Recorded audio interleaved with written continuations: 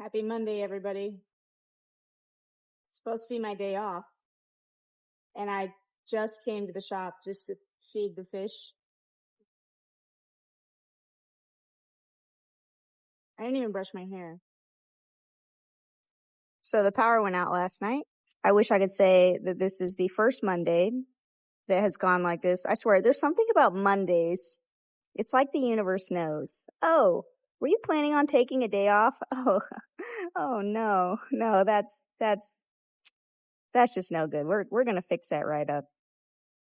I always hate posting videos like these because inevitably people always genuinely try to be really helpful. Sometimes they just don't fully understand why these things happen. So I'm actually going to walk you guys through why these sort of things happen, because we do have things in place to prevent stuff like this from happening. But at the end of the day, if you're going to own a coral store, stuff's going to happen. You just got to be prepared and make the best of it.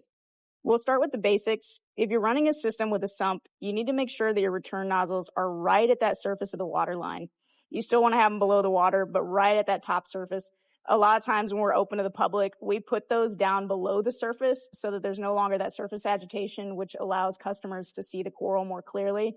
If we forget to put those back up right at the surface, if the power goes out, that's a prime opportunity for a back siphon.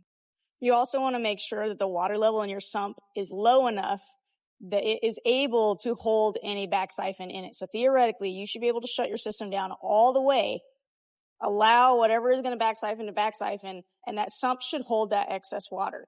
Now, because I just rebuilt this system, I don't even have it set up yet. I don't have the ATO on it, and it's fuller than it normally is because, to be really honest, I was just being lazy, I guess, and I wasn't expecting a power outage. And here we are. Next up is not an issue that you guys will have, but it's simply a design flaw from back when this fish system was built like eons ago.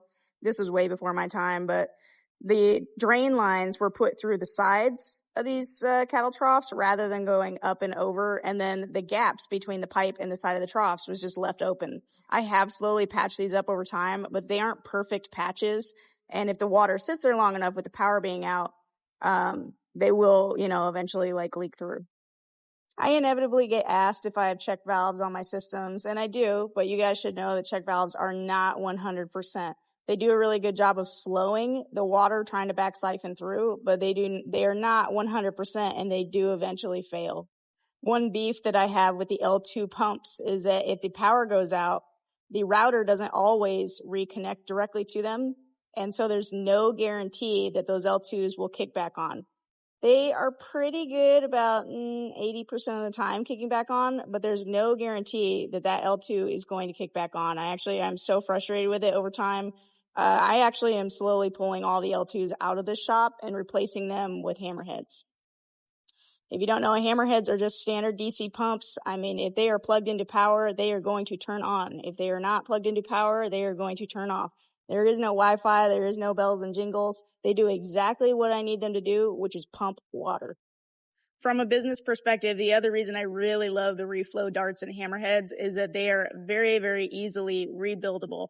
All the pumps that we have here in the shop are going on they're somewhere between 6 and 8 years old. We've had to replace one recently, but they make it so easy to rebuild them if you need to replace a seal or bearings or whatever, that from a maintenance standpoint is invaluable.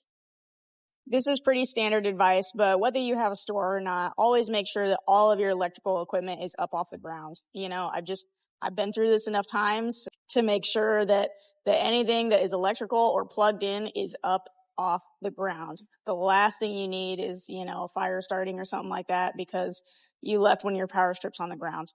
Along those same lines, make sure that your heaters are not in your return chamber.